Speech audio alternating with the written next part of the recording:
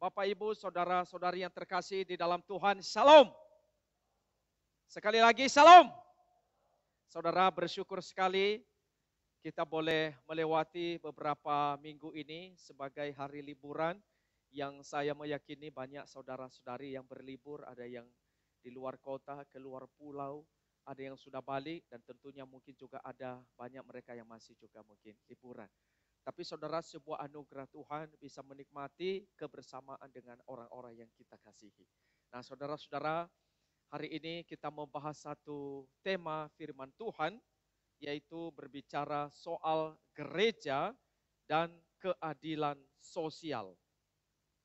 Karena bulan ini, saudara, bulan misi, jadi banyak tema yang kita bicarakan itu terkait dengan misi. Dan hari ini, saudara, berbicara soal gereja dan terkait dengan keadilan sosial. Jadi nanti kita akan memikirkan hal ini. Nah, saudara, saya memulai akan firman Tuhan hari ini dengan satu kisah pada tahun 2007. Kota Malang digemparkan dengan satu berita. Seorang ibu membunuh keempat anaknya. Usia anaknya masing-masing ada yang 11 tahun, 9 tahun, 6 tahun, dan 16 bulan. Saudara, masing-masing anaknya ini dia panggil ke kamarnya. Setelah panggil ke kamar, dia kasih minum satu persatu. Setelah dikasih minum, saudara, dibaringkan mulai dari anak yang 11 tahun, dibaringkan di ranjang. Anak yang kedua, yang ke-9 tahun, dikasih minum, dibaringkan. Anak yang ketiga, yang 6 tahun, dikasih minum, dibaringkan. Terakhir yang 16 bulan, saudara, dibaringkan. Setelah itu, saudara,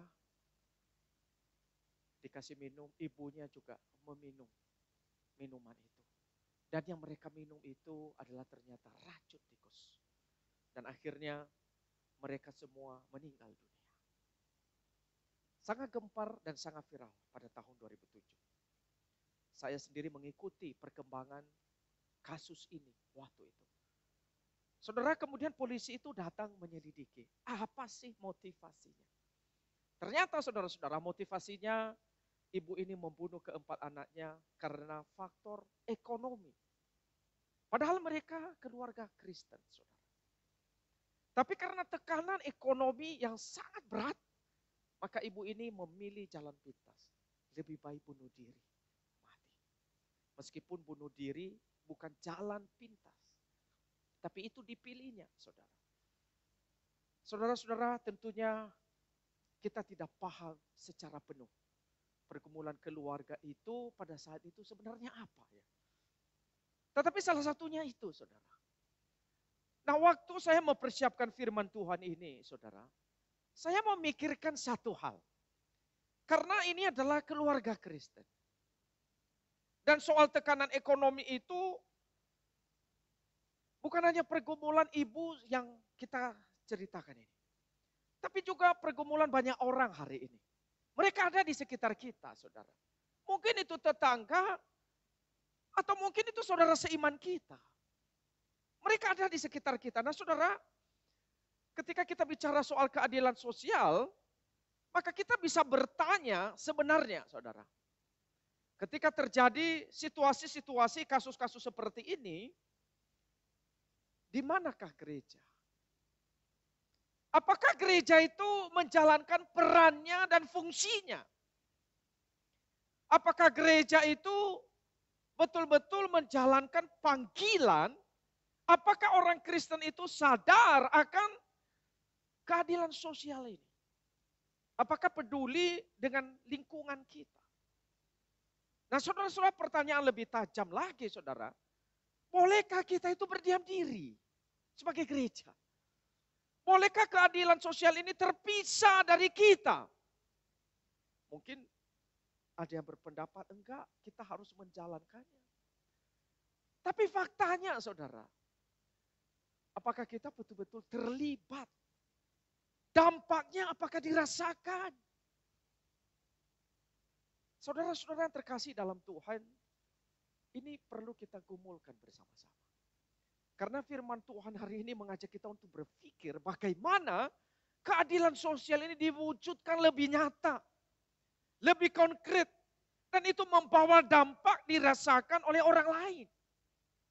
Jadi ini bukan sekedar kata, tapi sebuah aksi, saudara. Saudara John Calvin, seorang tokoh reformator. Pada zamannya itu memang terjadi kekacauan di kota Jenewa, di mana dia tinggal. Nah, saudara-saudara, memang dia pembawa reformasi, tapi reformasi yang dibawanya itu bukan hanya reformasi spiritual soal gereja, tetapi dia sangat juga memperhatikan reformasi di luar gereja. Dan salah satunya itu terkait dengan keadilan sosial. Bagaimana mengatasi kemiskinan? Bagaimana mengatasi ketidakadilan di dalam hukum, di dalam pengadilan?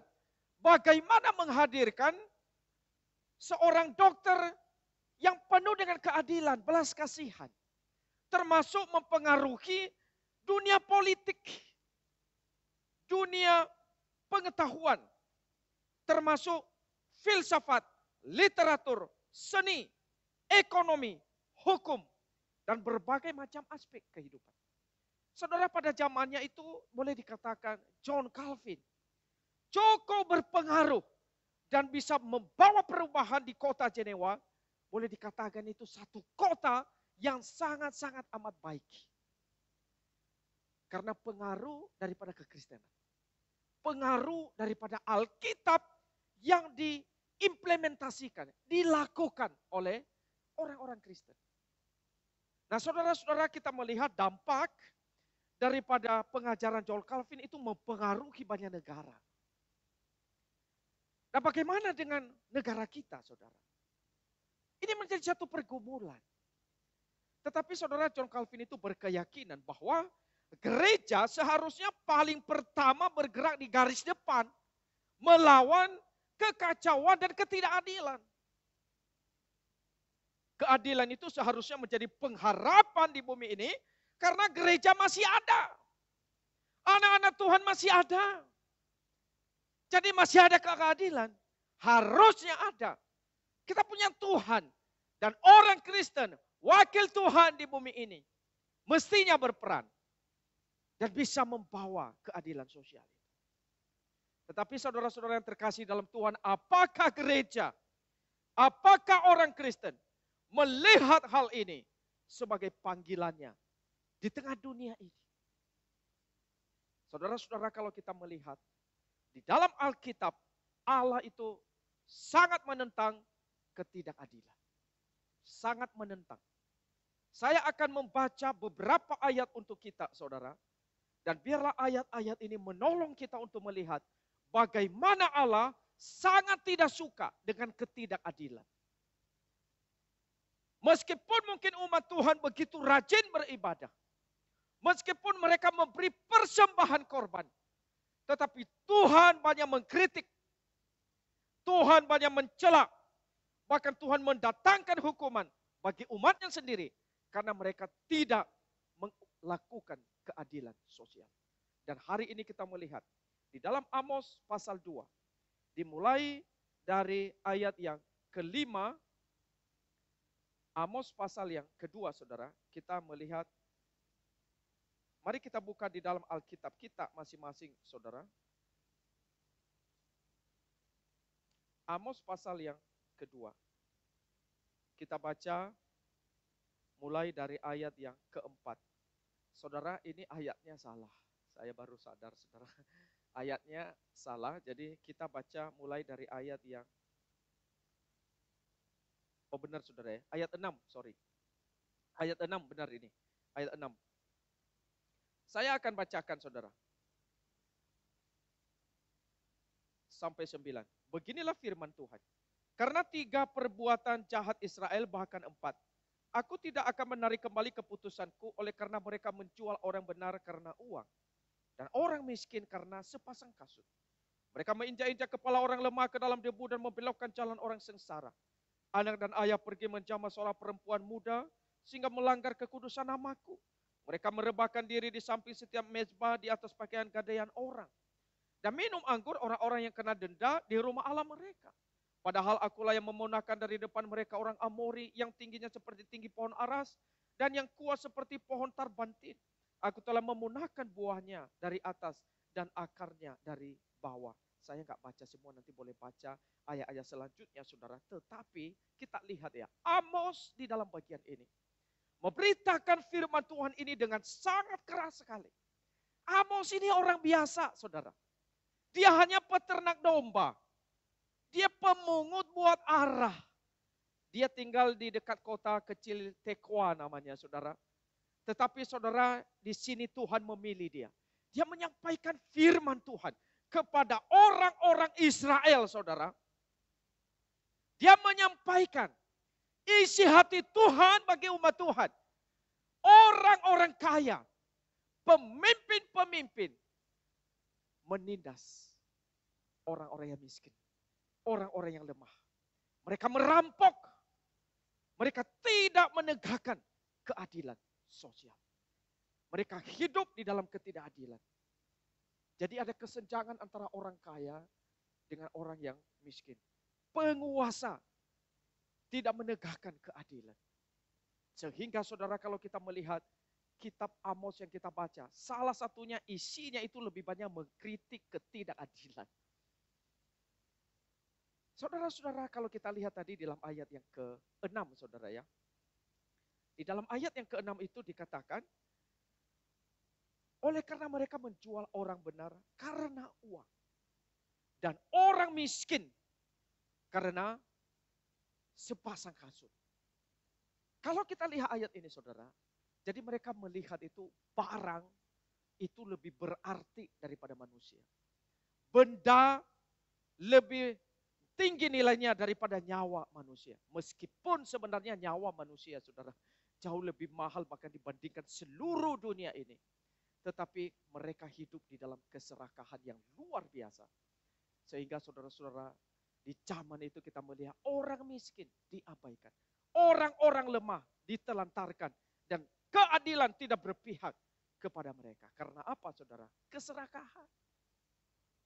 Ini sangat menyedihkan saudara-saudara.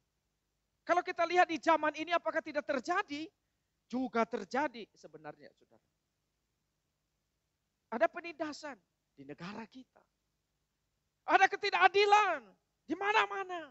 Termasuk di dalam hukum. Bahkan mungkin ada yang melakukannya saudara. Di tempat kerja. Mungkin itu di sekolah. Atau di mana saja saudara. Di dalam pengadilan. Di tempat usaha dan sebagainya. Tapi apakah Allah suka? Allah tidak suka saudara. Kita lihat ayat firman Tuhan ini sangat keras. Termasuk ayat selanjutnya, saya tidak bahas satu persatu saudara. Tapi saya akan menunjukkan kitab Amos, salah satu kitab yang membahas tentang keadilan sosial. Kita lihat misalnya saudara di dalam Amos 5 ayat 12. Saya bacakan, di sini dikatakan, sebab aku tahu bahwa perbuatanmu yang jahat banyak dan dosamu berjumlah besar. Hai kamu yang menjadikan orang benar terjepit. Saudara perhatikan, orang benar itu terjepit. Yang menerima uang suap. Mereka menerima uang suap, saudara. Dan mengesampingkan orang miskin di pintu gerbang. Ini satu tindakan ketidakadilan. Mereka tidak punya tangan yang ringan untuk membantu. Mereka tidak punya hati yang berbelas kasihan. Untuk mau memberi, lebih memikirkan diri sendiri, lebih mementingkan bagaimana cepat kaya, tak peduli yang namanya keadilan. Saudara-saudara, Tuhan sangat tidak suka. Di dalam Amos pasal 8 ayat yang ke-6 saudara. 4-6 saya bacakan. Dengarlah ini kamu yang menginjak-injak orang miskin. Dan yang membinasakan orang sengsara di negeri ini. Dan berpikir bilakah buah baru berlalu. Supaya kita boleh menjual gandum. Dan bilakah hari Sabat berlalu. Supaya kita boleh menawarkan terigu dengan mengecilkan eva. Mereka mengecilkan eva lalu membesarkan sikal. Mereka berbuat curang dengan raja palsu. Supaya apa saudara? Supaya kita membeli orang lemah. karena uang, dan orang yang miskin karena sepasang kasut dan menjual terigu rosokan. Saudara, ini sebuah ketidakadilan. Saya percaya setiap kita tidak mau mengalami ketidakadilan. Kita ingin keadilan. Setiap orang ingin keadilan. Anak itu ingin adil, saudara. Ingin keadilan dari papa mamanya. Namun banyak orang tua tidak berpihak pada keadilannya. Seringkali anak dibeda-bedakan. Saudara, keadilan itu satu hal yang sangat dibutuhkan oleh manusia. Selain di kitab Amos, saudara, Tuhan juga mencela ketidakadilan yang terjadi di kitab Mikha. Dua nabi ini, baik Amos, Mikha ini nabi kecil. Tapi mereka membicarakan soal ketidakadilan. Maka di dalam kitab mereka nanti boleh dibaca bagaimana mereka bicara soal ketidakadilan. Saya mengutip beberapa kalimat-kalimat penting yang kita bisa lihat. Di dalam Mikha 2 ayat 1 sampai 11, saudara. Kita tidak baca semuanya, tapi saya baca ayat 1 dan 2. Celakalah orang yang merancang kedurjanaan dan yang merencanakan kejahatan di tempat tidurnya, yang melakukannya di waktu fajar, sebab hal itu ada dalam kekuasaannya, yang apabila menginginkan ladang-ladang, mereka merampasnya, dan rumah-rumah mereka menyerobotnya, yang menindas orang dengan rumahnya, manusia dengan milik pusaka. Saudara-saudara, kita bisa melihat bagaimana kejahatan seperti ini. Bagaimana ketidakadilan itu terjadi. Dan bagaimana firman Tuhan menyorotinya dengan sangat jelas. Beberapa hari yang lalu, saudara, saya melihat di Facebook ya. Membaca satu postingan orang Nias, saudara. Jadi dia pergi ke kebunnya begitu ya. Melihat, harusnya kan ada batas ya, batas tanah, batas kebun. Memang di Nias terkadang batasnya juga kurang jelas, saudara ya. Kadang-kadang batasannya itu kan hanya pohon duren gitu. Ada pohon pisang di situ ditaruh gitu. Ada duren di sana lagi misalnya. Masalahnya kalau duren ditebang, pisang ditebang, hilang semuanya kan, nggak ada batasan lagi. Maka terkadang, saudara ya, orang itu dia bergeser nih, batas tanah. Mungkin batasannya di sini. Digeser sampai sono, saudara. Bisa 5 meter, 10 meter. Tergantung.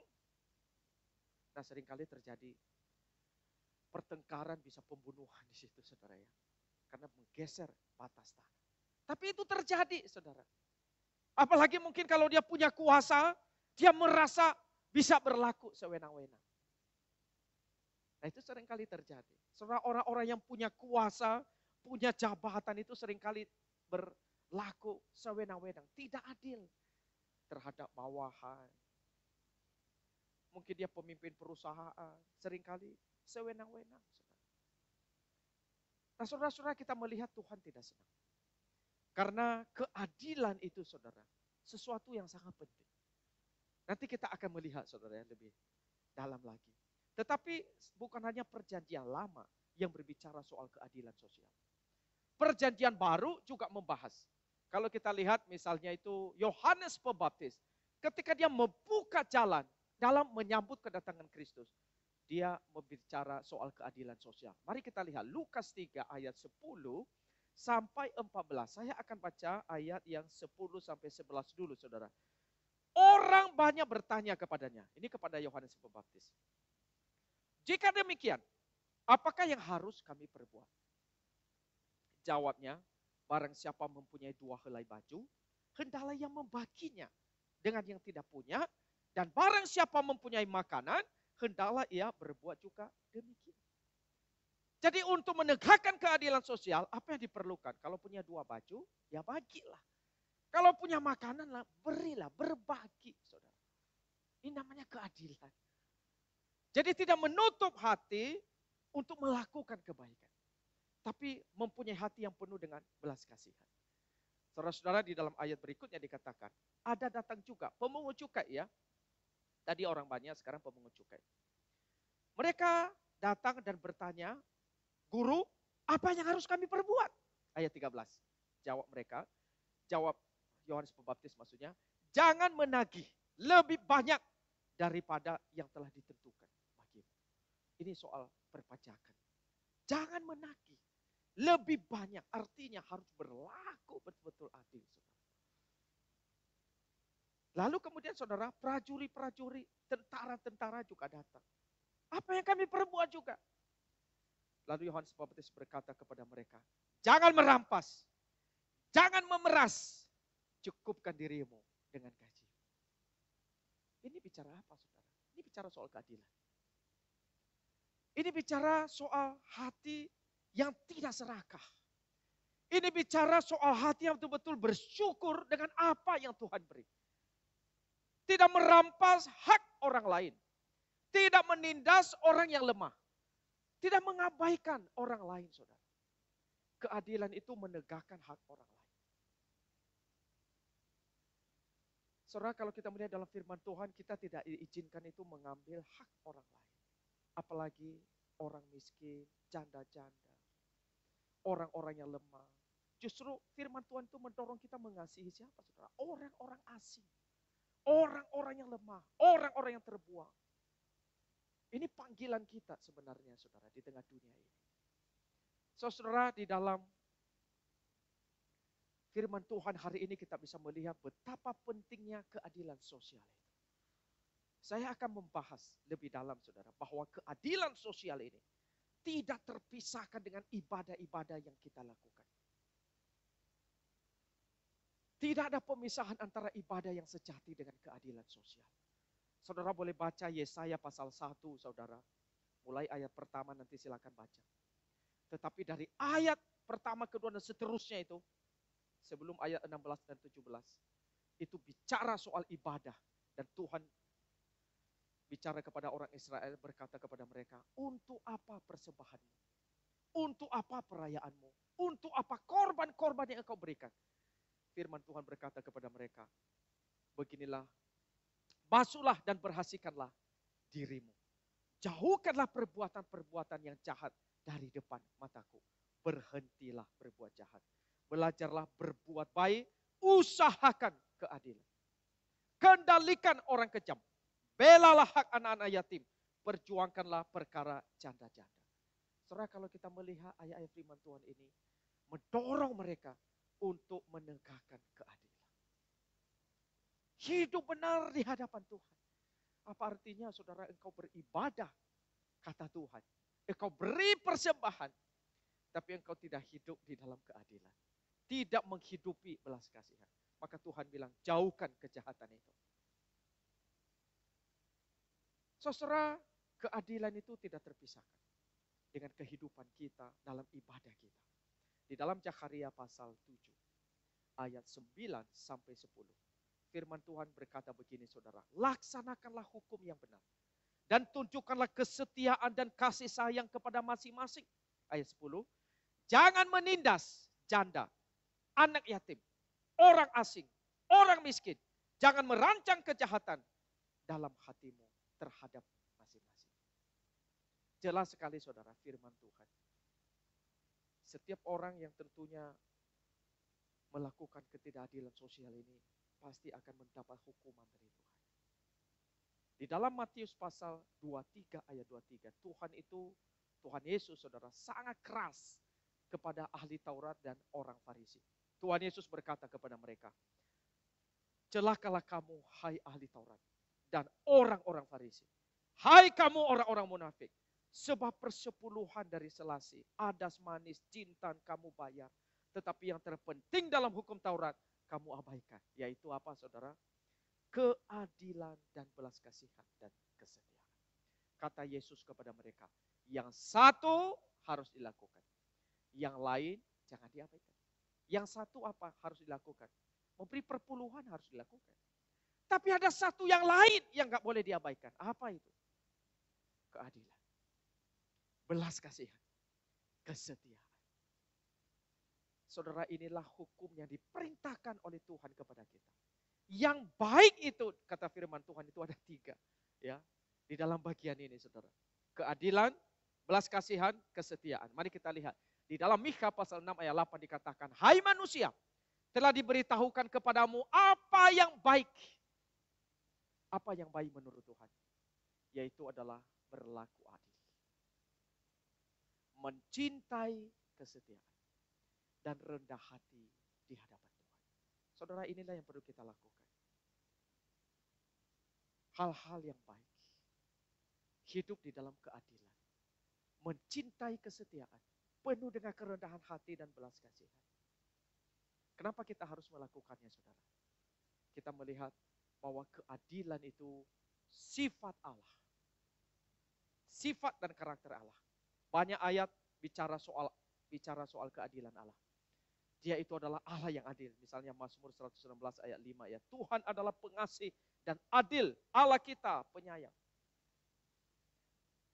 Nanti boleh lihat di dalam firman Tuhan itu bicara soal Allah yang adil. Terlalu banyak. Dan keadilan Allah kalau kita lihat saudara di dalam diri Kristus yang ketika datang ke dalam dunia. Dia berlaku adil luar biasa. Boleh dikatakan sepanjang umur Tuhan Yesus. Dia mencerminkan soal keadilan sosial. Dia sangat memperhatikan orang yang lemah, orang yang miskin. Karena pada zaman itu, saudara, orang miskin sangat ditindas. Bukan berarti Tuhan juga tidak mengasihi orang yang kaya, bukan. Tuhan sangat mengasihi. Tapi masalahnya, saudara, orang-orang yang lemah, seperti janda-janda, anak-anak seringkali ditindas. Maka banyak sekali ayat firman Tuhan itu ya. Tuhan Yesus menjadikan orang-orang lemah sebagai contoh. Misalnya anak-anak saudara, kalau mau jadi yang terbesar saudara, di dalam pekerjaan Tuhan. Jadi yang terbesar dalam kerajaan Allah. Jadilah seperti anak-anak. Zaman itu anak-anak dianggap rendah. Meremehkan anak-anak seolah-olah. Gak ada pentingnya anak-anak. Tapi Yesus mengangkat mereka. Orang-orang miskin, orang-orang sakit, orang-orang kusta. Ditolong oleh Tuhan, disembuhkan oleh Tuhan. Dia menyatakan keadilan sosial. Memperhatikan mereka. Saudara kita perlu memikirkan sejauh mana pada hari ini sebagai orang Kristen, sebagai gereja Tuhan melakukan keadilan sosial ini. Seperti apa saudara kita sudah melakukannya? Apakah betul-betul keadilan itu kita hidupi misalnya di rumah kita? Gak usah jauh-jauh dulu saudara ya. Apakah kita mempraktekannya? Lalu kita bergeser, mungkin di gereja misalnya. Lalu bagaimana dengan masyarakat? Bagaimana dengan Indonesia? Saudara kalau memperhatikan ada peperangan antara Rusia dan Ukraina hari ini. Bukankah itu ketidakadilan saudara? Bolehkah orang Kristen berdiam diri? Bolehkah orang Kristen tidak memberi pertolongan?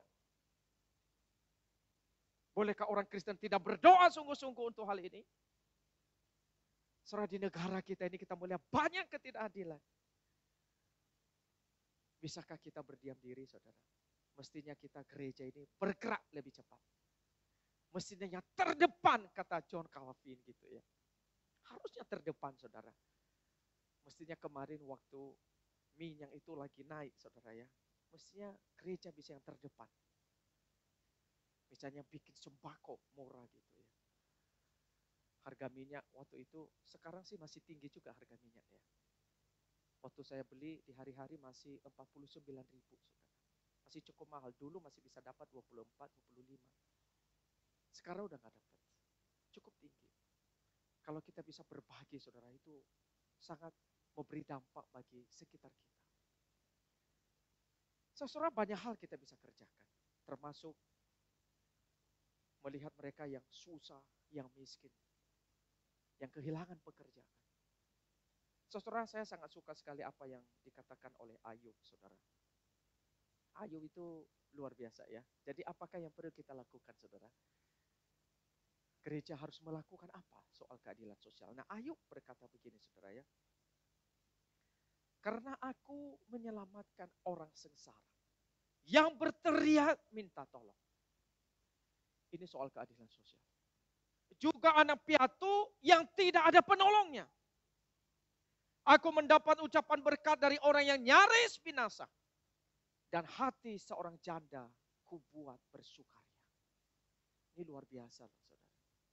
Ini panggilan kita sebenarnya. Melihat mereka yang bergumul itu. Membuat mereka bisa bersukaria. Mereka bisa punya pengharapan di tengah dunia ini. Saudara sangat-sangat bahagia sekali. Seringkali kita berpikir lebih bahagia menerima daripada memberi. Tapi firman Tuhan justru terbalik, saudara. Lebih bahagia memberi daripada menerima. Dan keadilan sosial itu adalah memberi, saudara. Kalau kita memberi, kebahagiaannya lebih besar daripada kita menerima. Saudara, mari kita belajar. Ini Ayub menuliskan sangat indah. Membuat hati janda bersukaria. Aku berpakaian kebenaran dan keadilan menutupi aku seperti jubah dan serban. Betapa indahnya kalau kehidupan kita itu, saudara, berpakaian kebenaran dan keadilan. Dan gereja, saudara, mesti berpakaian kebenaran dan keadilan. Gereja mesti berpakaian kebenaran, berpakaian keadilan sosial. Gereja mesti yang terdepan. Saudara, kita punya pekerjaan lebih besar. Di dalam mengembangkan misi Tuhan yang sangat besar di dunia ini. Memang kalau kerja sendiri berat, saudara. Tapi kalau kerja sama-sama itu memberi dampak lebih besar. Ketika kita bisa membantu, ada anak-anak kesulitan sekolah, kita bisa memberi beasiswa. Itu luar biasa, saudara. Kita bersyukur gereja kita melakukan hal ini. Membantu melalui diakonia mereka yang gak bisa sekolah. Tapi masih banyak yang belum tersentuh, saudara. Masih banyak. Kita bisa memberikan entah mungkin pengobatan gratis buat lingkungan. Kita bisa memberi sembako murah. Kita bisa pergi ke panti asuhan. Kita bisa memberi makan mereka yang kesulitan. Berbagi makanan di pinggir jalan, sesekali itu tidak salah, saudara. Kalau kita diberi kelebihan, kenapa kita tidak melakukannya? Saudara yang terkasih di dalam Tuhan, pada masa pandemi kemarin di Wisma Atlet itu ya, itu banyak tenaga kesehatan. Mereka membutuhkan dukungan. Saya melihat banyak gereja melakukannya. Memang kita belum sempat melakukannya, saudara. Ada yang kirim nasi bungkus, hampir tiap hari 100 nasi bungkus. Untuk membantu mereka. Tapi ke depan, saudara, kita tidak boleh berdiam diri. Kita mesti bekerja lebih besar. Lebih lagi di dalam melakukan soal keadilan sosial. Ada yang mendirikan sekolah, kita bersyukur punya sekolah. Ini salah satu bentuk daripada keadilan sosial. Ada yang mendirikan rumah sakit, klinik.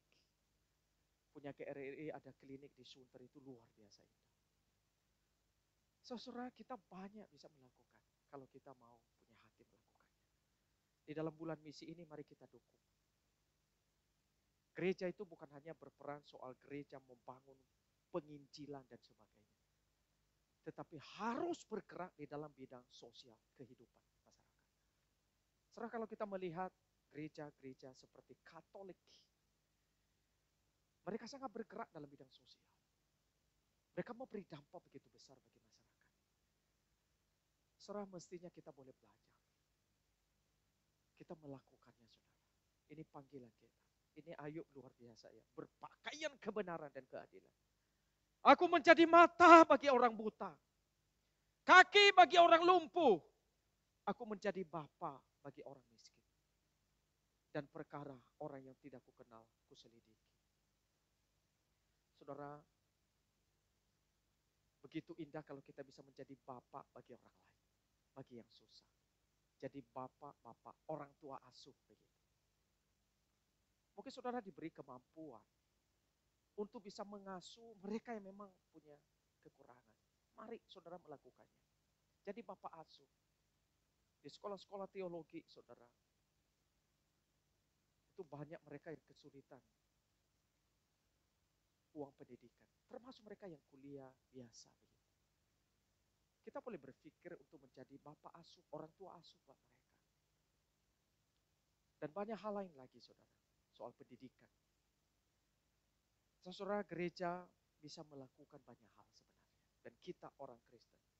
Nah, bantuan yang kita bisa berikan memang bisa bantuan langsung, mungkin uang, bedak, dan sebagainya. Tetapi bisa juga dalam bentuk yang lain, misalnya dalam bentuk pengembangan, saudara. Jadi menolong orang, tidak kasih uang, tapi menolong dia bisa jadi orang mandiri. Mungkin kita bantu, dia bisa ada tempat pekerjaan. memberi dia jalan keluar untuk kesulitannya. Menolong, menemukan lapangan kerja. Saudara, banyak aspek kita bisa melakukan. Dan yang lain lagi saudara, yang paling tahap lebih tinggi, itu membawa perubahan sosial. Banyak gereja sudah melakukannya sebagian saudara. Tapi seperti John Calvin itu melakukannya dulu di kota Jenewa. Membawa perubahan yang luar biasa di dalam kehidupan masyarakat. Kita bersyukur di daerah-daerah Kristen misalnya bisa terjadi perubahan-perubahan sosial di situ. Nah saudara, inilah tugas gereja dan panggilan kita di tengah dunia ini. Kristus ketika hadir dalam dunia, dia menegakkan soal keadilan sosial. Belas kasih. Maka saudara, mari kita tidak berdiam diri. Tuhan sudah beri kita kemampuan dan apa yang kita punya, mari kita melakukannya. Keadilan sosial kita mulai di rumah kita, di gereja kita, di masyarakat, di tempat kerja, dan di mana saja. Kita tidak merampas hak orang lain. Kita berlaku adil. Kita menegakkan soal hati yang penuh dengan belas kasihan. Dan ketika keadilan ada, saudara, apa yang muncul? Kalau keadilan ada, itu ada kedamaian. Kalau nggak adil, saudara, orang bisa marah, karyawan marah, masyarakat marah, menuntut pemerintah, bisa demo berjilid-jilid, saudara.